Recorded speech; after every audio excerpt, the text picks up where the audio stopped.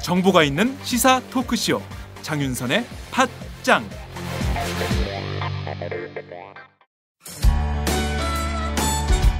직원 채용 광고입니다. N블록셀이라고 하는 IT 회사인데요. 진보진영 팟캐스트에 후원도 팍팍하는 회사입니다.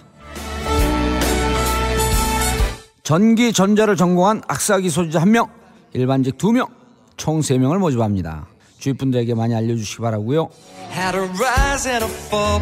똘끼 충만한 좌빨 중에서 자신의 잘못을 인정하고 사과할 줄 알고 사돈이 땅을 사도 배가 아프지 않은 사람, 이건 정봉주밖에 없다. 이런 사람이라면 웰컴입니다.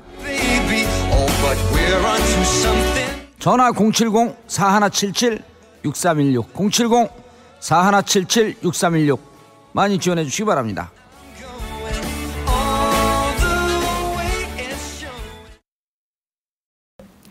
안녕하세요. 장윤선입니다.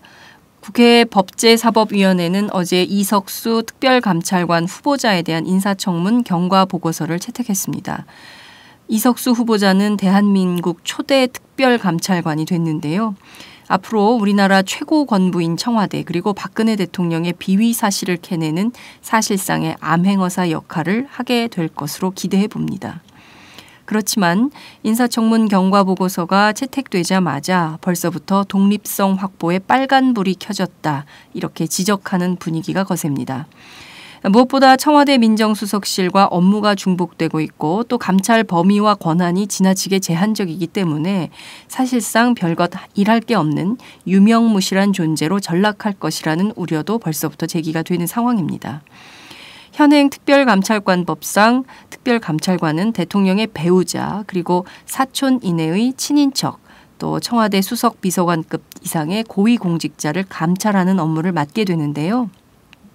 실제 이 법에 따르면 이 후보자는 지난해 전 국민을 혼란에 빠뜨렸던 정윤회 씨의 국정개입 의혹 파문 같은 것은 아예 손도 대지 못하는 처지에 놓입니다.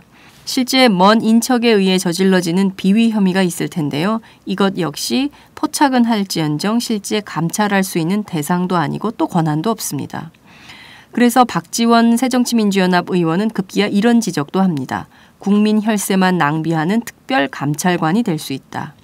어쩌면 이것은 우려가 아니라 이미 닥친 현실일 가능성이 더 농후합니다.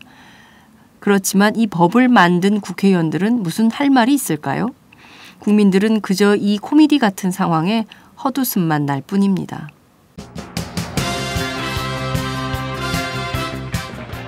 오늘 팟짱 박정호의 뉴스짱으로 시작하겠습니다. 매주 수요일의 고정 코너 이상민, 임태훈의 인권의 정치.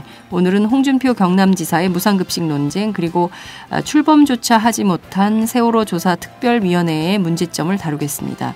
또한 이상민 의원, 임태훈 소장의 개인 일정 때문에 24일 밤 사전 녹음했음을 미리 말씀드리겠습니다. 팟짱 시작합니다.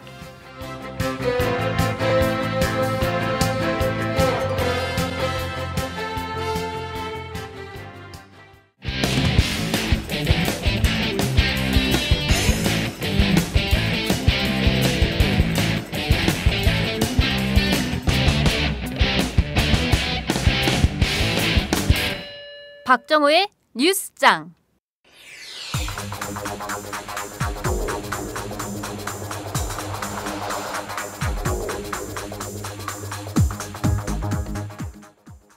김무성 새누리당 대표가 어제 북한을 핵 보유국으로 봐야 한다고 말해 논란을 일으켰습니다. 이번 발언은 북한을 핵 보유국으로 인정하지 않는 우리 정부와 미국의 공식 입장과 배치된 것으로 해석될 수 있기 때문인데요. 김 대표는 부산해양대학교에서 열린 청춘무대 김무성 토크쇼에서 미국의 고고도 미사일 방어 체계인 사드 배치 문제에 대한 질문을 받고 전 세계적으로 핵실험을 2-3번 하면 핵 보유국으로 인정하게 돼 있다고 말했습니다. 김 대표는 적어도 미사일을 갖고는 핵폭탄을 방어할 수 없다면서 사실상 사드 도입을 주장하는 취지의 발언을 쏟아내는데요. 여권 내부에서 사드 배치 문제를 놓고 논란이 벌어지는 상황에서 김 대표가 사드 배치를 공개적으로 주장한 것은 이번이 처음입니다.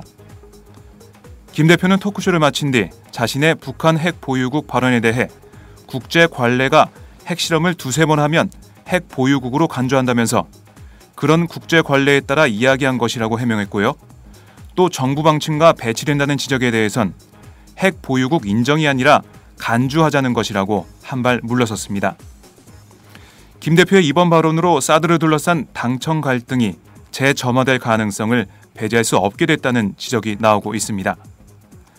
김 대표는 오늘 오후에는 서울 한양대에서 토크쇼를 엽니다. 러시아가 최근 논란이 일고 있는 사드의 주한미군 내 배치에 대해 반대 입장을 표명했습니다.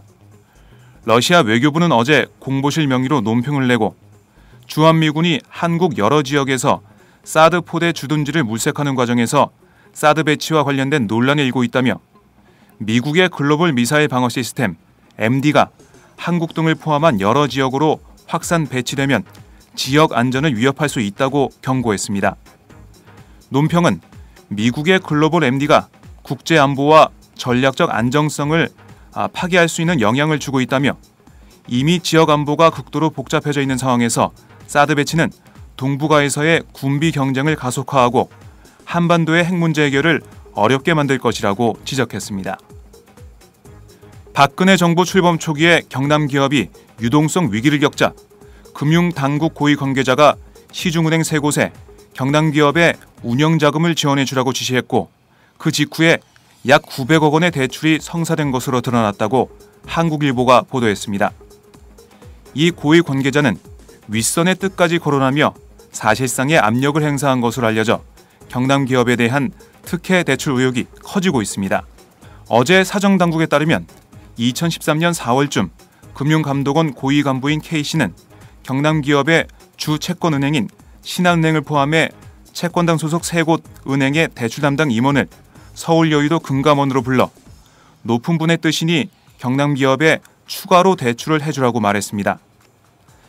해당 은행들은 당초 밑빠진 독에 물붓기라고 판단해 난색을 표했던 것으로 전해졌습니다. 하지만 은행 감독기관인 금감원의 요청을 거부하긴 어려웠고 결국 경남기업은 같은 해 4월에서 5월 이들 은행 3곳에서 900억 원에 달하는 거액을 대출받는 데 성공했습니다. 이러한 대출이 이뤄진 배경에는 K씨가 언급한 높은 분의 뜻도 일정 부분 작용했을 가능성이 높습니다. 지난해 6월 선거법 위반 혐의로 새누리당 의원직을 상실한 성완종 경남기업 회장은 당시 금융권을 담당하는 국회 정무위 소속 현역 의원이었습니다. 성 회장이 직접 금감원 등에 대출을 도와달라고 청탁했는지 아니면 다른 정관계 인사들이 동원됐는지는 명확히 드러나지 않았습니다. 검찰은 경남기업이 금융권에서 각종 명목으로 자금을 대출받는 과정에서 부당한 외압이나 금품 로비 등이 있었는지 살펴볼 예정입니다. 산업은행이 성진지오텍의 전정도 전 회장에게 신주 인수권을 헐값에 팔아 감사원으로부터 거래 지점장 징계 요구를 받은 사실이 확인됐다고 한겨레가 보도했습니다. 이에 따라 전 씨에 대한 특혜 의혹은 포스코가 앞에서 끌어주고 산업은행이 뒤에서 밀어준 모습으로 드러나고 있는데요. 포스코는 2010년 3월 17일 전 씨로부터 성진지오텍 주식 440만 주를 주당 16,330원에 샀습니다. 전 씨는 그 직전인 11일 산업은행에서 성진지오텍 주식 446만 주를 살 수 있는 신주 인수권을 주당 9,620원에 아주 싸게 샀는데요. 포스코가 비슷한 시기에 미래에셋 사모펀드로부터 성진지오텍 주식을 인수한 가격인 주당 11,100원과 비교해도 전 씨는 지분 변동은 거의 없이 가만히 앉아서 300억 원을 챙겼습니다. 정부의 영향력 아래에 있는 포스코와 산업은행이 동시에 전 씨에게 특혜를 베푼 것은 당시 권력 실세의 힘이 작용하지 않고는 불가능하다는 분석이 지배적입니다. 전 씨는 당시 이명박 정권의 실세였던 박영준 전 차관과 이 전 대통령의 친형인 이상득 전 새누리당 의원과 친분이 두터웠던 것으로 알려졌습니다. 박 전 차관은 포스코의 정준양 회장이 2009년 초 최고 경영자로 선임될 때도 개입한 사실이 드러난 바 있는데요. 권력의 입김 아래에 있는 포스코와 산업은행의 이중 특혜가 드러나면서 전 씨의 배후에 이명박 정권의 실세가 개입됐다는 의혹이 더욱 힘을 받게 됐습니다. 박근혜 대통령이 어제 수석비서관 회의에서 청년들의 중동 진출 필요성을 재차 강조했습니다. 박 대통령은 청년 일자리는 중동을 중심으로 해외에 많이 있다며 거기에는 일자리가 많이 있으니까 인력 미스매치는 여기서 해결해야 되지 않을까라며 우리 청년들에게 어느 나라에 어떤 일자리가 있는지 정보를 신속하게 알려주고 필요한 각종 교육이나 훈련을 준비하는 노력도 병행해야 한다고 밝혔습니다. 박 대통령은 지난 19일 열린 무역투자진흥회의에서도 청년 일자리 해결이 얼마나 화급한 일인가, 그런데 국내에만 한다는 것은 한계가 있다며 청년들이 해외에서라도 기회를 가질 수 있도록 적극적으로 노력했으면 한다. 대한민국의 청년이 텅텅 빌 정도로 다 어디 갔냐고 물으면 다 중동 갔다고 할 정도로 한번 해보라고 고용노동부에 주문한 바 있습니다. 박 대통령이 언제까지 청년들에게 중동으로 가라고 할지 지켜볼 일입니다. 여야가 어제 박종철 고문치사 사건 담당 검사로 사건의 은폐 축소에 가담한 의혹을 받고 있는 박상옥 대법관 후보자에 대한 인사청문회를 개최하기로 합의했습니다. 박 후보자에 대한 인사청문회는 당초 2월 11일에 할 예정이었습니다.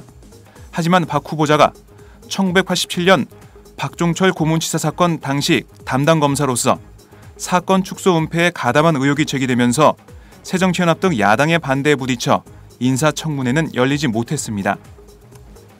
새정치연합 쪽 청문위원들은 청문회 개최에는 합의해줬지만 검찰로부터 6천여 쪽에 이르는 박종철 수사 자료를 제출받아 박 후보자가 박종철 치사 사건 축소 은폐에 가담했다는 사실을 밝혀내 반드시 박 후보자를 낙마시키겠다는 방침을 세우고 있습니다.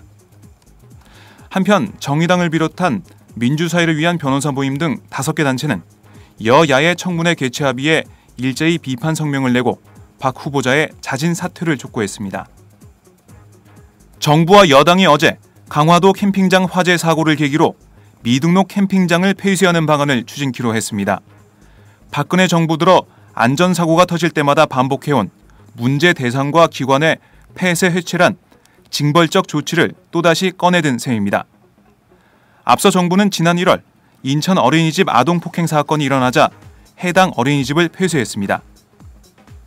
세월호 참사가 발생한 직후인 지난해 5월 박근혜 대통령은 부실 대응 책임을 물어 해경의 해체를 발표했습니다. 정부와 여당이 안전 시스템 등에 대한 근본적 해결책을 미뤄둔 채 당장의 성난 여론을 잠재우기 위한 포퓰리즘적, 편의주의적 처방부터 하고 보는 게 아니냐는 지적이 나오고 있습니다. 독일 저가항공사 저머닝스 여객기가 현지 시간 어제 프랑스 남부 알프스에서 추락해 탑승객 150명이 모두 숨진 것으로 보입니다. 저머닝스의 에어버스 A320 여객기가 니스에서 100km 북쪽에 있는 프랑스 동남부 알프스 산맥에 추락했습니다. 스페인 바르셀로나 공항에서 출발해 독일 듀셀도르프로 향하던 중 알프스 산악지대에 떨어졌는데 정확한 사고 원인은 아직 알려지지 않고 있습니다. 우리 정부는 오늘 오전 현재 한국인 피해자가 확인되지 않았다고 밝혔습니다. 프랑스와 독일 당국의 대응은 빨랐습니다. 항공기 추락 지점이 산악지대여서 구조팀과 사고 조사팀의 접근이 쉽지 않았지만 프랑스와 올랑드 프랑스 대통령은 사고 직후 곧바로 기자들과 만나 직접 상황을 브리핑했습니다. 올랑드 대통령은 우리 땅에서 일어난 비극이라며 앙겔라 메르켈 독일 총리에게 전화해 애도를 표했다고 전했습니다. 메르켈 독일 총리도 사고 소식을 보고받자마자 모든 일정을 중단하고 기자회견을 열었고 오늘 추락 현장을 방문하기로 결정했습니다. 프랑스 대통령과 독일 총리의 발빠른 대응, 세월호 참사 당시 박근혜 대통령의 대응과 비교되는 대목입니다. 지금까지 박정호의 뉴스장이었습니다. 고맙습니다.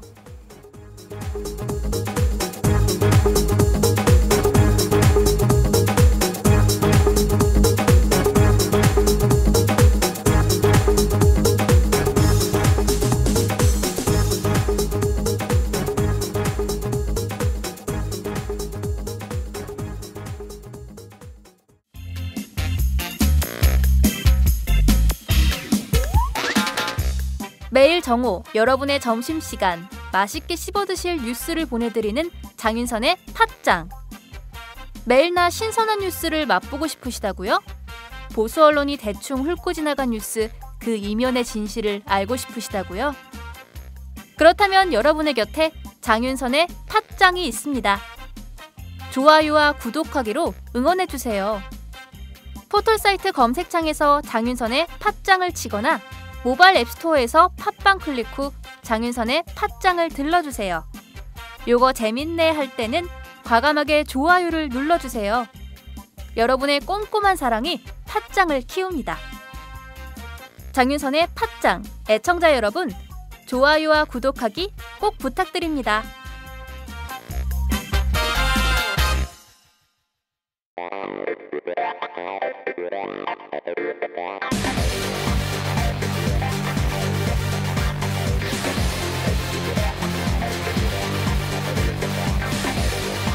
정보가 있는 시사 토크쇼 장윤선의 팟짱.